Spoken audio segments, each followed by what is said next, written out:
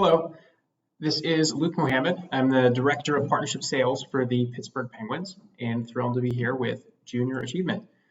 So let's talk a little bit about career and education.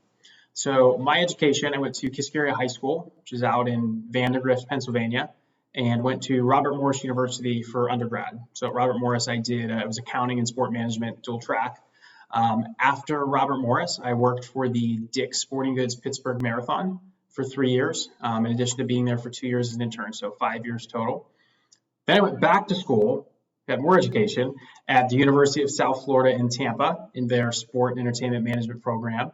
While I was down there, I was able to work at Ironman Triathlon. If you've ever seen Ironman, the massive triathlon, in the Tampa Bay Sports Commission. And the Sports Commission is the group that would bring the Super Bowl or WrestleMania or the Final Four or other major events to Tampa.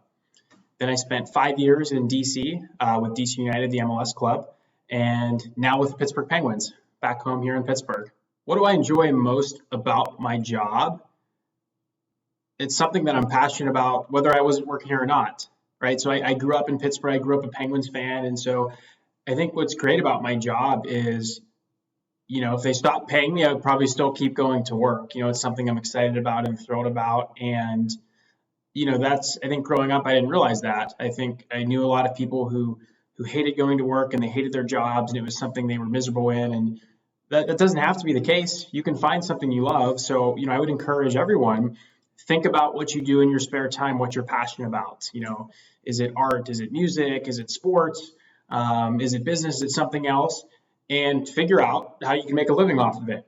For me, I loved hockey and it was clear I wasn't going to go professional in it. And so my next avenue in sports was to figure out the business side of things. And so I got an education that was in the sports business vertical and have made that into a career. So, some days my work days, or some nights my work days include working a Penguins game, getting to watch the game and talk to people there and getting to experience something that if I wasn't working there, I'd probably buy tickets to go watch.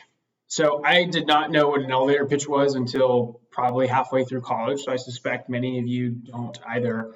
An elevator pitch would be if you're in an elevator, as it says, and you run into someone and they're like, oh, what are you doing? And, you're going up 10 floors. So you're maybe on the elevator for 30 seconds. Probably another good way to think of an elevator pitch is, at your Thanksgiving dinner when your uncle, who you don't see that often, asks you about your job. You're not going to necessarily dive into the details of your life or your day-to-day, but a 30-second overview. So the elevator pitch for the Penguins, I think most people, fortunately, know who they are, right? We're the professional hockey team in Pittsburgh.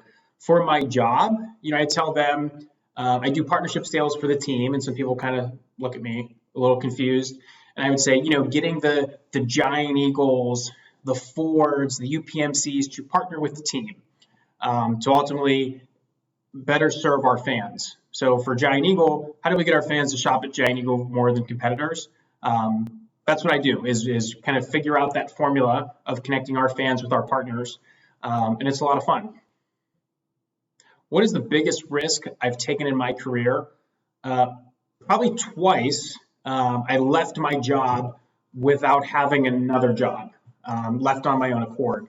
So the first one was when I was with the Pittsburgh Marathon. I decided to leave and go back to school. I moved to Tampa. So I left it. I was in the city I grew up in with a job I loved, and jobs pay money, and moved to a new city, Tampa. Didn't have a job, went to school, and I had a lot of people questioning that.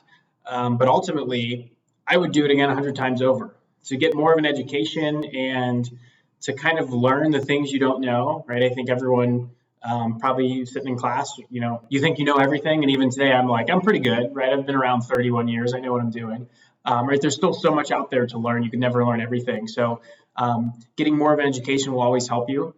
And I also did that between my DC United and Penguins career, where I had felt I had accomplished what I wanted to at DC United and wasn't feeling as passionate about it as I was before. And I mentioned how you should have a job that you love. And so I wasn't feeling passionate about it. I decided, you know what? I've kind of put off travel. I've put off some personal things I wanted to do. I was like, I'm just going to leave, and had a lot of people saying like, what, you left your job? What's your next job? And I didn't have one. So I took that time. I went to Mexico for a week. I went to Europe for 2 weeks. I went to a bunch of museums. I did a bunch of things that I had been putting off. And because I trusted myself and I believed in my talents, and ended up getting connected with a friend at the Pittsburgh Penguins. We had a job interview, and here I am now talking about it. So, I think the people who are like hating on that decision or questioning that, those people kind of go away, and don't necessarily, you kind of almost want to like call them out of like, hey, you questioned this, right? And now it worked. So, it's important to take the feedback and advice of people you know and you like and trust, but ultimately you've got to do what's right for you. And for me, that was leaving those jobs. How can someone entering a career in sports stand out from the rest of the crowd? It's a great question because a lot of people, I think, aspire to work in sports. I would say the first thing would be try to separate your fandom from the business side of the organization, right? So if someone is interviewing with me and the first thing they say is how much they love the Penguins and they're passionate about the Penguins, that's great. And we love that. But, there's over 1 million Penguins fans in the region. So there's a lot of passionate people about the team, but not necessarily that many people who know how to sell a partnership or who can build a marketing campaign or can sell tickets for the team. So focus on how you're going to help the business, and kind of keep the fandom on the back end. I think the other thing would be, be humble and work hard. Interns or volunteers we've had who, don't complain and kind of do the right thing and showcase themselves. Those are the people we bring back, right? We might bring a volunteer back as an intern. We might bring an intern back for a second semester, and then maybe he or she gets hired when they finish school. So, it's almost kind of like you've got to earn your stripes and put in the work and show that maybe you're more dedicated than someone else who is just a fan. I think don't take it personally. Finding criticism is a way to get better. Just because someone might point out that maybe you did something wrong or you did something poorly, take advantage of it. Use that to get better and to improve at something. We're all constantly improving, and you should be at least. So if someone criticizes you for, hey, I don't like how you handled this situation, understand what happened. Understand how you can improve and make that not happen again. In my career, I've never been punished for necessarily doing something wrong or doing something poorly, provided I've been given the opportunity to improve. So if my boss comes to me and says, Luke, you did a terrible job at this partnership proposal, that to me is the call to action of, okay, I need to get better and not do it again. Right now, if I continue doing that, then there's a real challenge and issue. But the initial fear of failure, right, that's how you learn, that's how you grow. So, don't take it personally, don't beat yourself up. And you'll improve and come out on the better side of it. So I hope you all found this helpful.